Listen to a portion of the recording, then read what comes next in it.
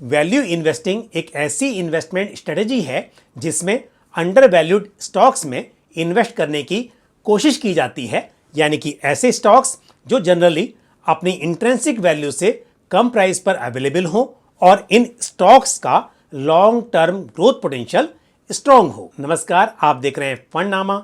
मैं हूं पंकज मठपाल। फंडनामा की इस एपिसोड में आज हम बात करेंगे महिंद्रा मैन्युलाइफ वैल्यू फंड की, जिसका एनएफओ 7 फरवरी 2025 से 21 फरवरी 2025 तक ओपन है। ये एक ओपन एंडेड फंड है जो वैल्यू इन्वेस्टिंग स्ट्रेटेजी पर बेस्ड है। तो क्या है इस फंड में खास और क्या आपको इस फंड में इन्वेस्ट करना चाहिए, चलिए जानते हैं। सबसे पहले यह समझना जरूरी है कि वैल्यू इन्वेस्टिंग होती क्या है।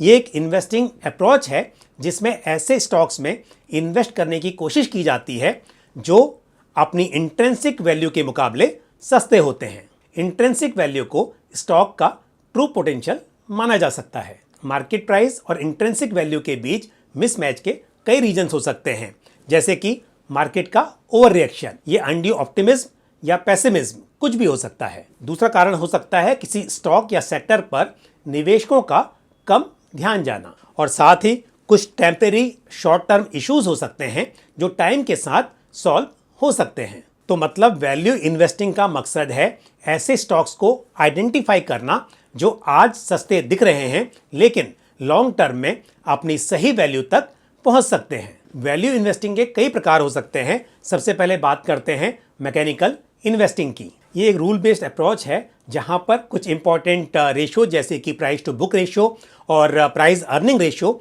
इत्यादि के हिसाब से स्टॉक सिलेक्शन किया जाता है। दूसरा है कॉन्ट्रेरियन इन्वेस्टिंग, यानी कि ऐसे स्टॉक्स को सिलेक्ट करना जिस पर इन्वेस्टर्स का ध्यान अभी कम जा रहा है। ये स्टॉक्स इस वक्त कम प्राइस पर अवेलेबल हो सकते हैं लेकिन इनका लॉन्ग टर्म ग्रोथ पोटेंशियल काफी स्ट्रॉन्ग होता है। इसके अलावा होती है फंडामेंटल इन्वेस्टिंग। इसमें कंपनी की फाइनेंशियल स्ट्रेंथ के साथ साथ बिजनेस का एनवायरनमेंट और इंडस्ट्री पोजीशन और उसके अलावा कंपनी का मैनेजमेंट, क्वालिटी और उसका ट्रैक रिकॉर्ड देखा जाता है। वैल्यू अपॉर्चुनिटीज मार्केट के अलग अलग लेवल्स पर मिल सकती है। ब्रॉडर मार्केट की बात की जाए तो जब मार्केट में ट्रांजिशनल क्राइसिस या अनसर्टेनिटी हो तब इक्विटी एलोकेशन बढ़ाने का मौका मिलता है। यदि सेक्टर्स की बात करें तो raw material price shocks, government policies या रेगुलेटरी चेंजेस से कुछ सेक्टर्स अंडर वैल्यूड हो सकते हैं। और यदि बात की जाए इंडिविजुअल स्टॉक्स की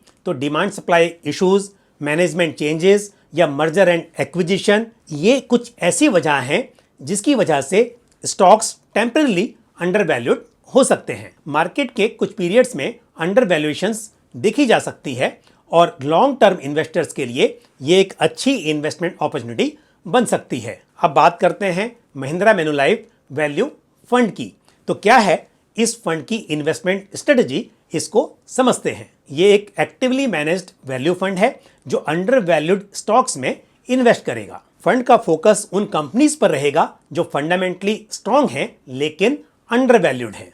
साथ ही कंपनीज जो टर्न अराउंड फेज में हैं और कंपनीज जिनमें लॉन्ग टर्म ग्रोथ पोटेंशियल है। यदि बात की जाए स्कीम के एसेट एलोकेशन की तो स्कीम के टोटल एसेट का 65% टू 100% इक्विटी और इक्विटी रिलेटेड इंस्ट्रूमेंट्स में इन्वेस्ट किया जाएगा और 0% टू 35% तक debt and money market instruments में इन्वेस्ट किया जा सकता है। साथ ही अप टू 10% रीट्स और इनविट्स में भी यहां पर एलोकेशन देखा जा सकता है। इन्वेस्टमेंट का एक गोल्डन रूल है रिस्क और रिटर्न दोनों को बैलेंस करना।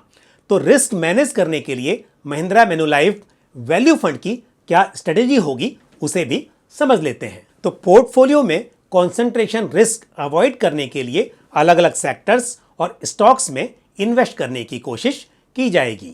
साथ ही fund robust bottom up stock selection approach को फॉलो करेगा। फंड का इन्वेस्टमेंट अप्रोच एक GCMV फ्रेमवर्क फॉलो करता है जिसमें ग्रोथ, कैश फ्लो, मैनेजमेंट और वैल्यूएशन का एनालिसिस होता है। अब सबसे इंपॉर्टेंट क्वेश्चन यह है कि क्या ये फंड आपके लिए सुटेबल है। तो ऐसे इन्वेस्टर्स जो वैल्यू इन्वेस्टिंग स्ट्रेटजी में बिलीव करते हैं और लॉन्ग टर्म में कैपिटल एप्रिसिएशन एक्सपेक्ट करते हैं, उनके लिए ये फंड सुटेबल माना जा सकता है। फंड का बेंचमार्क है निफ्टी 500 TRI और फंड को मैनेज करेंगे कृष्णा सांघवी और विशाल जाजू।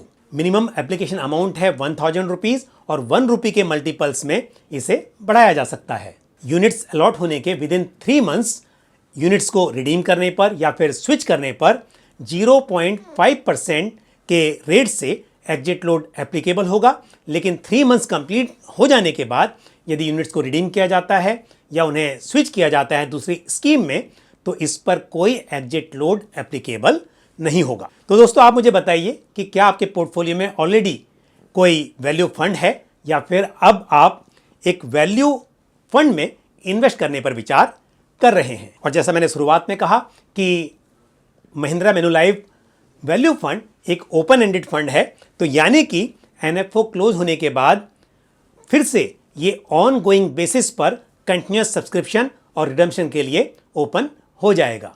और क्योंकि वैल्यू इन्वेस्टिंग एक लॉन्ग टर्म स्ट्रेटजी है तो कम से कम 3 साल या उससे अधिक के इन्वेस्टमेंट होराइजन के लिए आपको इस फंड में इन्वेस्ट करना चाहिए। तो ये थी कुछ जानकारी वैल्यू इन्वेस्टिंग और महिंद्रा मैन्युलाइफ वैल्यू फंड को लेकर। मुझे उम्मीद है ये जानकारी को पसंद आई होगी।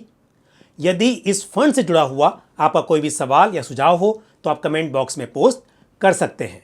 आज के इस एपिसोड में इतना ही। मुझे दीजिए इजाजत। अगले एपिसोड में फिर किसी इंपॉर्टेंट टॉपिक के साथ आपसे मुलाकात होगी। धन्यवाद।